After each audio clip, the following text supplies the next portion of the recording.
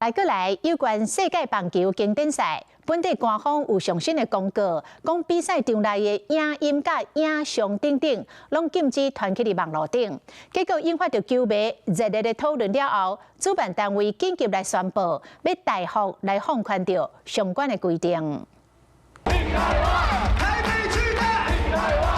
世界棒球12强比赛，所有加油声，相信台湾人拢袂扣放袂记。即马要迎接世界棒球经典赛，球迷恐惊袂当用手机即时分享感动的瞬间啊！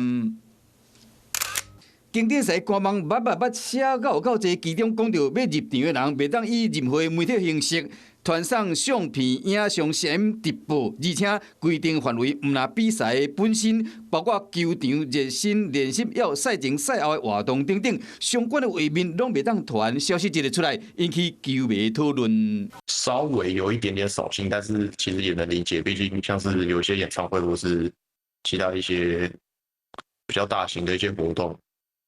本来就是使用者付费进去的，其实也都不能拍照录影出来。我觉得如果是可能连后线动打卡都不行的话，那的确是蛮严，但还是尊重版权这样子。但12强我记得是没有这个规定的，12强我也有上传，大家都会有个想炫耀的心，就是我会觉得说我去到现场，我就是要拍给大家看说，我来到这个现场多开心这个样子。